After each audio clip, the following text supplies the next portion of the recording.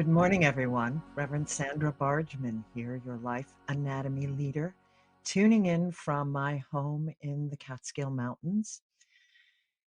It's a very spectacular day here again, and the very chesty, gorgeous robins are still bouncing around my yard and the pond that I'm looking out over from my office here. But my heart is very heavy today, as many people's hearts are very heavy. Another absolutely devastating shooting in Texas at the Robb Elementary School. I'm certainly not going to speak about that, but I'm speaking to that this morning. And having hope is the top of this quick little tidbit. And I wanted to tell a story. Some of you may recall that I went to seminary at the New Seminary for Interfaith Studies in New York City. It was the seminary journey through which I was ordained. And I went on to become a dean of first year students there.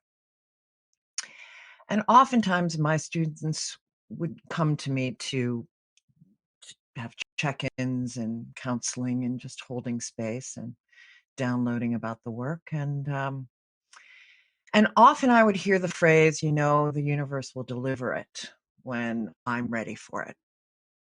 And me being the edge of every day kind of person that I am, I would listen to that. And I said, well, what do you hope to see happen? What do you hope to see come to fruition, this vision that you're holding that the universe is going to provide? And they would inevitably tell me, and I would say, so what actions are you taking to make that happen? None was more often than not the answer. So this past weekend, I held in my salon space here on my property, the Plum that I've told you about. I held a 2-day event, a climate cabaret. It was called Earth Intention, a climate cabaret. And of course, we use the word hope a lot, getting people connected to their hope to inspire action moving forward. And one of the performers in the show called me the next day to talk about something else and to just say what a lovely time she had had. And we were talking about a gig we're both doing together, performing in. And we were about democracy. And we were talking about hope and how hope leads. We must have hope to take action. Otherwise, we just give up. And that evening, I had my podcast with an exquisite guest, Judy Neal, Dr. Judy Neal, who you should Google. And she runs a group called edgewalkers.org, a group that I am now a part of. Very aptly called, since I am indeed an edge walker, and my show is the edge of every day. But we again talked about keeping hope and being overwhelmed by the news and wanting to stay abreast and aware of what is happening, because I think so often spiritual people particularly don't want to focus on what's happening. They just want to be positive, and they don't look at some of the darker aspects, and to their own detriment.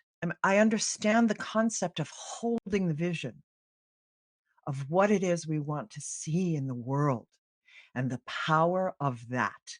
If we were all holding this powerful light-filled vision, what we want to see in the world, that does not mean that you can't be aware of some of the other darker aspects that are happening in the world that we must address, that we must be conscious of. So it's an incredible edge to walk, this awareness of those things, and still keeping the vision that you want to hold, the light-filled vision that you want to see in the world. So how do you do that? With hope. Hope is more active to me than just vision. Vision is extremely important, but hope gives movement to it, puts it moving forward. Hope connects me to my forgiveness, to my strength, to my vision. Hope connects me to my vision and gives it energy forward. And it gives rise to me making the choices, the actions that I want to take to make these visions come to life, come manifest. So I urge you today, as you move through your grief and you acknowledge your sadness around the crises that are afoot in our world, to walk your edge and grow your hope as well. And ask yourself, what actions do you want to take to move that hope forward? What actions can you take to move this vision of light forward? Have a wonderful day. Thanks for listening and take good care until we speak again.